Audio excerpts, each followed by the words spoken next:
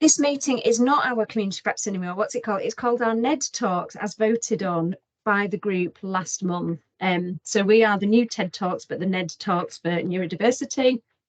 And this is a session that is open to everybody across West Yorkshire. So any sector, any people across West Yorkshire are welcome to join this.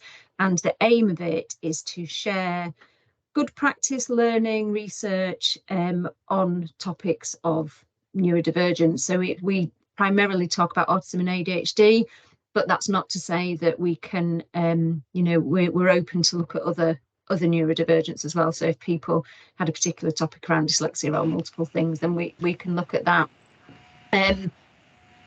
Oh, Rebecca, could you just bob on mute? Thank you. Can hear some background. Thank you. So today is our sensory and environmental audits by Bradford and Leeds, and I won't say much more about that because they'll describe it much better, and we're really pleased to have them. People, if you could introduce yourselves in the chat so you can network and make contact out of here, that would be really good. We don't tend to have time to do verbal introductions just because we try and spend the time having conversations around the topic. So I'm presuming the slides involved. Somebody give me a nod. Yeah, okay, so there'll be some PowerPoint slides shared. The presenters will present their work, and I'll let the presenters kind of say whether you want questions to be left to the end and discussions, or people can interject. So thank you everybody for being here, and I will introduce Freddie and Georgia to take the floor. Thank you. Lovely. I do believe I'm going to go first. We're a little bit off the hoof this morning, so I'm going to outline just a little bit of what I've been doing over at Bradford, and then I'll hand over to Georgia and Owen. So let's try and share screens. That'll be the test.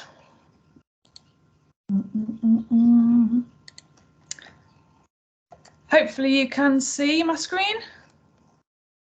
I can't see you, so could someone just say? Yeah, can it be made any bigger, or is it? Yeah, I should know if I put it into present, then it should.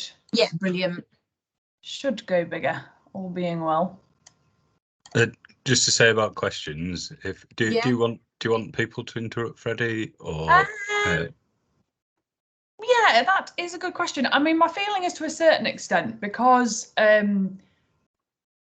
there's information in Georgia and yours presentation that's not in mine, that it might be worth waiting till the end, because some of the questions might get answered via your presentation, and maybe if we take questions as a collective at the end.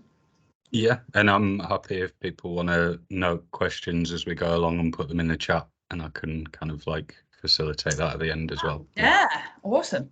Love that, thanks. I'll do the same for you guys. Right, is that big enough? I've forgotten how to put it into present mode. Oh no, it's there, sorry. Slightly scatty this morning. There we go, lovely. So my name's Freddie Lind. I'm doing the project with Owen and Georgia over at Avanet. I'm from Bradford. And it's a project on sensory friendly inpatient environment. So this is really just around making our current inpatient mental health environments more sensory friendly. I'm not going to go too much into the whys and wherefores because Georgia's got a lot of that in hers, and I don't want to duplicate. So I'm going to just talk about more what is going on and what the parts of it are. So this is the kind of project overview. So sorry if that's slightly visually stimulating. It's just kind of the way my brain works and was the easiest way to talk about it. So the project kind of encompasses 4 strands, if you will. And one of the really big ones is around training, because when scoping was done, and this was reflected in kind of the national picture, it was just found that people just didn't have the appropriate training to be able to access knowledge about sensory awareness. And this is the thing, there's pockets of good practice absolutely everywhere. But for the remit of the project, we kind of decided we'd develop some training videos. And these were developed last year because we're luckily in our 2nd year of one-off funding, but the project will end in June. So we were trying to look at something that was a bit more sustainable. So the videos were made over at BDCFT. That was kind of our part of the bargain, if you will. and we piloted them as a mix of workshops and online videos. And the feedback for these has been really good, and did them in partnership with a speech and language therapist, with an SEN teacher, with different clinicians, with sensory integration training, with a couple of service users, just to really get that rounded picture of making them as accessible as possible. And then kind of the original ask was to extend it over 4 sites, so 2 at Leeds and 2 at Bradford. But again, me being quite a big picture thinker and just wanting to make this as sustainable and systemic as possible, I decided that maybe the better thing to do was just reach out to anyone who was interested, because essentially, for service users coming into our service, the more people who are aware and engaged in sensory awareness, the better for them. So I've started to extend the workshops, not just to our 1 or 2 acute sites, but to across the acute site. And then I've opened this out a little bit to people from the dementia unit, to people from the LD services, but importantly also to non-clinical staff, so to our estates and facilities team and to our practical training unit, because the estates and facilities team have a massive impact on the inpatient environment, and it's been received really well. And the practical training unit have started to embed some of the principles around sensory awareness into their managing aggression and violence training, and that's mandatory training that everyone has to go to. So it means that as people sort of come through the trust and they're repeating that message around, actually, could this be something else, and could we look at it differently and maybe do something differently, and then connecting in with just some of the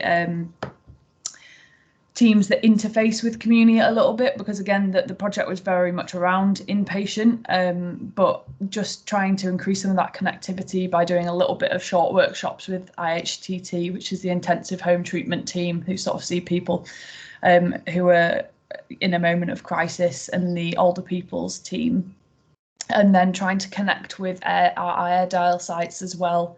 So I'm just trying to make the training scope as wide as possible, to be honest. And we do have some showcase videos that you can get that are password protected. That means we can share those outside of our trust as well. So somewhat connected to that, I'm just jumping over the page to the green bit, the sensory network. I kind of did scoping that was built on some that the project lead last year had done, called Helen, looking at what was available already, because trying not to duplicate things, but the only kind of national sensory networks that exist are very much focused on children, and we're really trying to look really more at adults in this project, because there's just less for them. So having identified there wasn't really anything, the easiest and most sustainable way of doing it to me seemed to be, and on a sort of a shoestring budget, was to do a SharePoint. We have SharePoint embedded into BDCFT already. A lot of other trusts use it, and you can link it to a Teams channel. So I've kind of set that up, and I'm just trying to spread word around that at the moment. And that's a place really just to share any good practice of general sensory awareness stuff, and then to facilitate it further, there's a more kind of specialised one for occupational therapists, because typically occupational therapists are the people who would be doing a lot of the kind of clinical work around sensory intervention and sensory assessments, which leads me on to the pink section, which is just about supporting all of this training, and this network is having a clear pathway for everyone, but particularly for occupational therapists. And this includes embedding a bit more of a sensory checker that we trialled at the pilot site, making sure that things have come into care plans, and having those links with community teams. So there's follow through, because it's great focusing on the inpatient sites, but if there's no follow through, that connectivity is lost. And then access to sensory tools is kind of mentioned there. So we're going to jump back over to yellow. So again, some of the ask is around creating adaptations and access to resources, and that was something from scoping that people really wanted. People really wanted access to a quiet space. They wanted access to sensory rooms where possible. And what's been brilliant is collaborating with Avanet, who are doing the environmental assessments, which they're going to talk about in more detail later, is we're able to kind of use their very detailed reports along with our own processes to just provide a bit more of a robust case for why we might be putting something somewhere. So at BDCFT, the way we've managed it at this point is doing sensory suitcases, and these are portable suitcases like you would carry onto a plane, full of sensory tools of different varieties. Again, I'm doing sensory integration training and have spoke with different people about what we thought should and shouldn't be in there, and looked at the risk management process. And rather than just give them two wards, I've managed to extend it whereby I created a pilot with the library services at Bradford, who, if you've not had a chance to engage with, they're brilliant. You don't have to be a member of BDCFT to be able to access some of their services. They've got loads of community resources as well. But they've agreed to host 2 sensory suitcases, which preliminary will be available to OT, just to risk manage it a little bit. But it means this widens it out across the patch. And then I've been linking in with our estate services to think about where is the best place for a sensory room on the acute site that everybody could access. So I'm trying to get the most bang for my buck out of what I've got and ensure that it's going to be there for a while. And then so extending this over to the Leeds site. So Avanet have already done their environmental assessments of Ascot House, Ascot Croft, we're in the purple section, sorry, and Becklands 1 and 3. And I'm liaising with them to think about how they'd like to receive the training and the sensory suitcases. And again, rather than just giving the 2 out, I've kind of managed to span the budget so that there's a suitcase for each of the wards. And then looking off the back of the reports done by Avanet, thinking, is there any way we can make the budget stretch to like bring in small adjustments for things that have been identified, which are particularly noise. But again, they'll talk about those in more detail. And I've just put in our extended pilot sites, I've mentioned the dementia assessment unit. This is a bit of an adjunct, just in that the OTs and psychologists had approached me because they've just opened up a sensory room, and trying to think about, obviously there's a neurological aspect to sensory processing for older people, but there is also often in older people services a lot of people coming through who've been underdiagnosed because it just wasn't the culture at the time. So trying to support a little bit of that, and obviously with our learning disability services, they have room, but looking at raising staff awareness again a little bit. And I've just found out, which I'm very excited about, I've managed to gain just a little bit of internal funding to be able to complete some sensory maps for all of the Linfield Mount site, which is the mental health site. And I really, really want to be able to extend this across all hospitals, to be honest, because it's just that thing of, if you can have a quick reference where you can go, all right, this might be a bit of a hotspot for me. It enables that control and planning, which is so important for people, and people constantly ask for, and there's just not those kind of quick wins that you can have with something like that. I've mentioned about some of the interlinked departments. So it was this thing of, yeah, absolutely need clinical staff on board. We need management people on board, but the kind of other people, you need your estates and facilities, your IT services, your finances, and obviously we're doing it in collaboration with Avanet and LIFPT. So by taking this more systemic approach, the hope is that the sustainability is increased, essentially, because regardless of whether the post continues and I'm here or not, that there's something left that means that service users will get a better deal at the end of the day. So this lower peach one is just the names of the wards that Avanet are going to come and look at BDCFT. They're going to come and do 4 wards over there.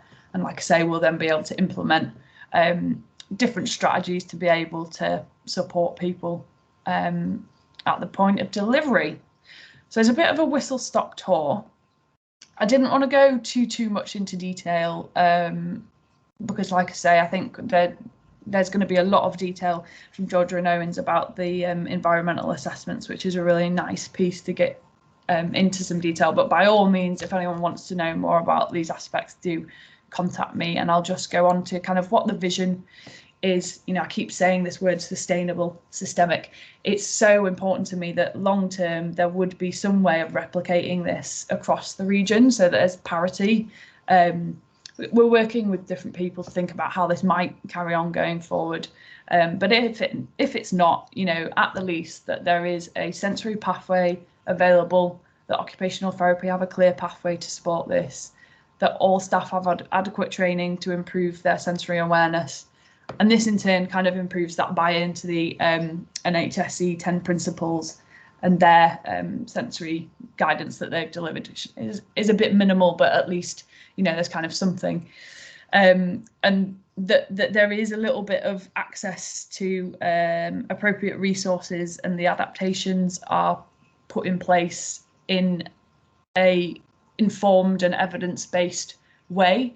You know, I'm trying to take quite a lot of time about the development of these sensory room within the constraints of my time and budget, because, you know, getting it right at the first time and having the right people involved is really important to try and not have to go and correct it later, you know, having the right voices in the room essentially.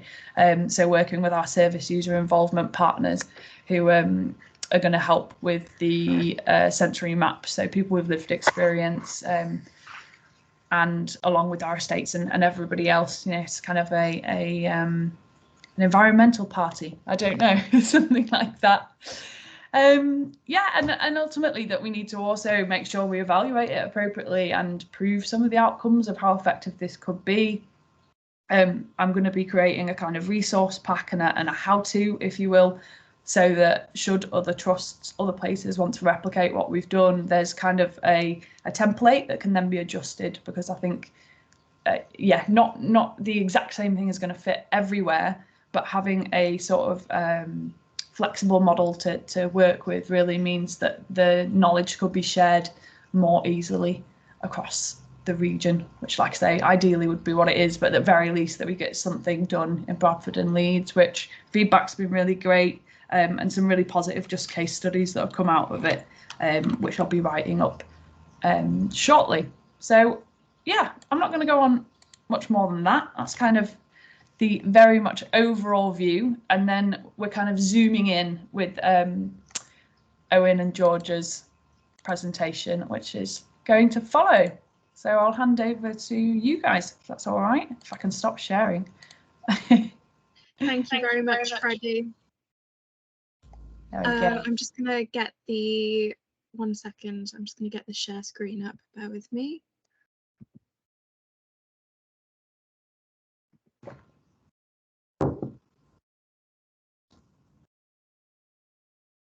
Oh, that is not the way I wanted to share it, just 1 second. Oh, it looks right. I know it's doing it. It's doing it, George. Yeah. Oh, okay, was it? Okay, just bear with me a second. I'll just share. Teams fun times, yeah.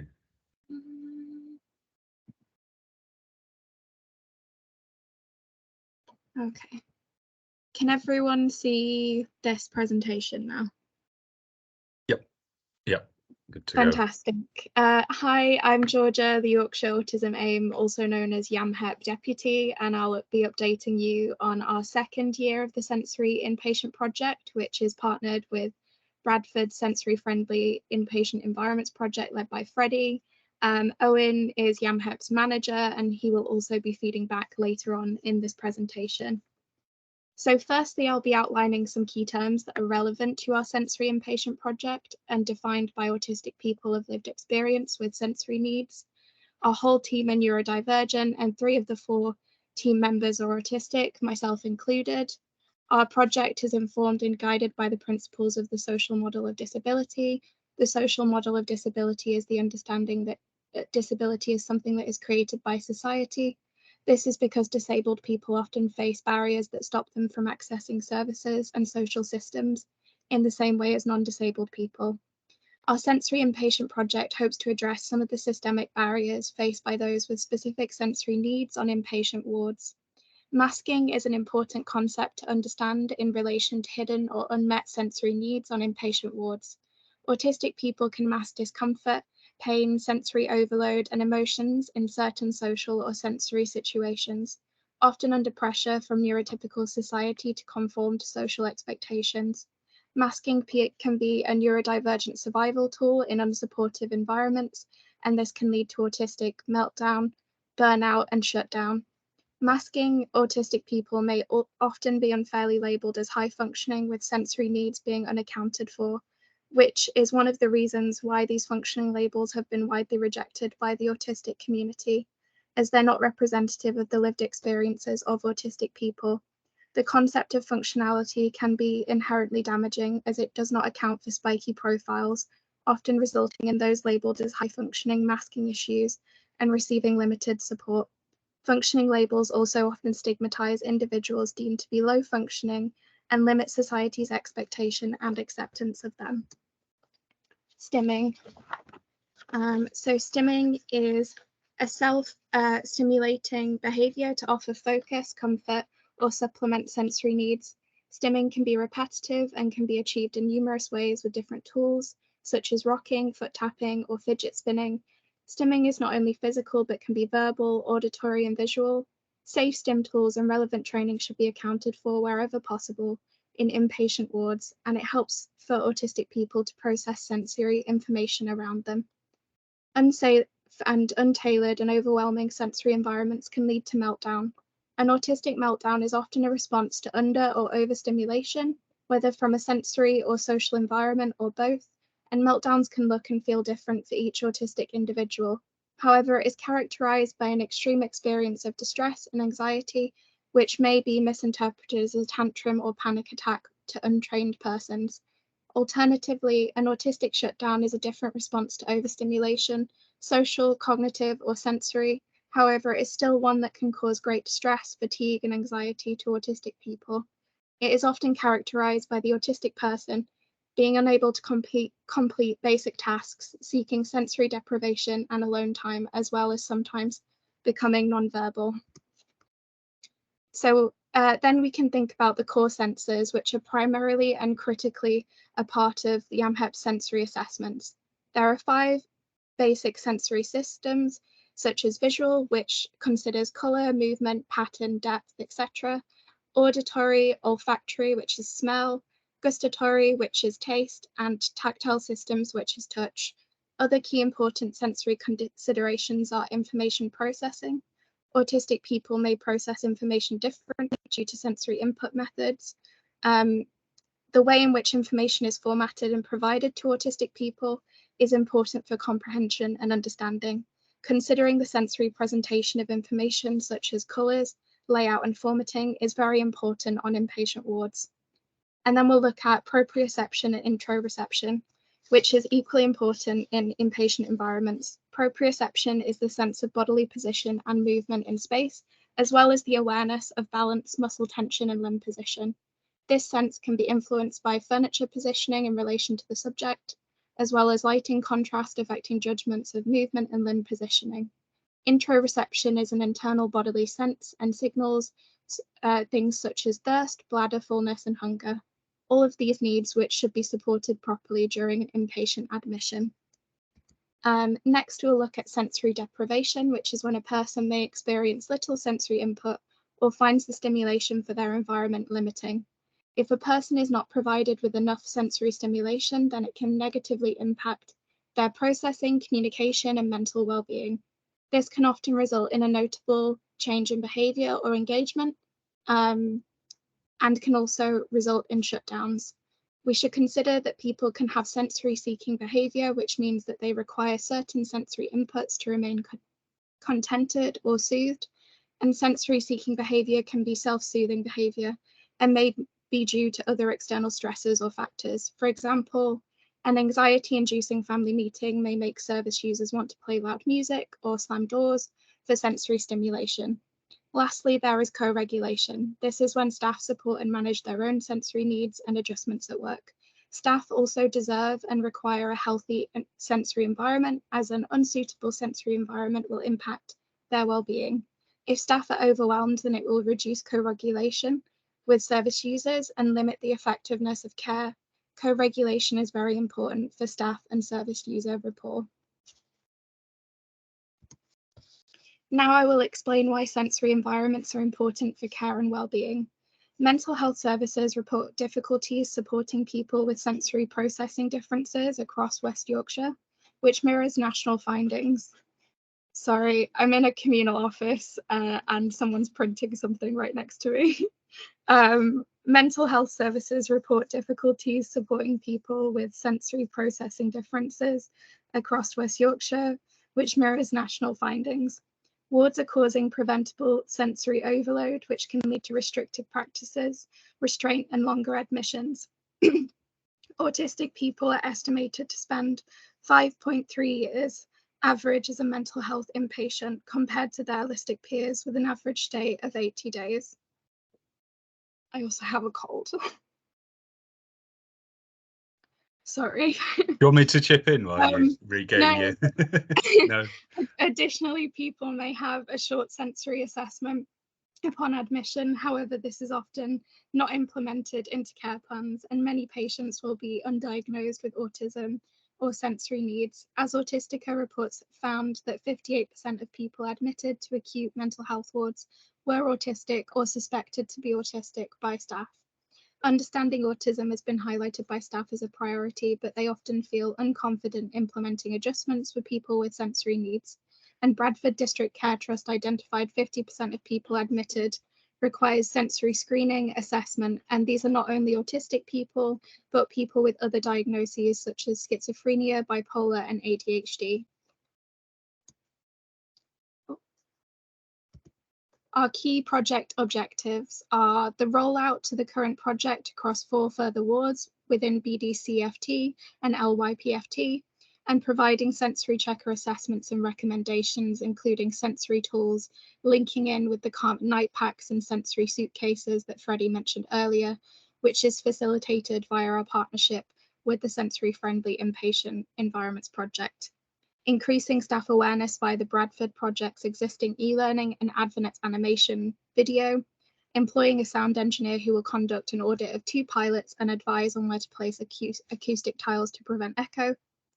This knowledge should help us save money and implement equipment sparingly and save any unnecessary expensive acoustic tiles being placed incorrectly.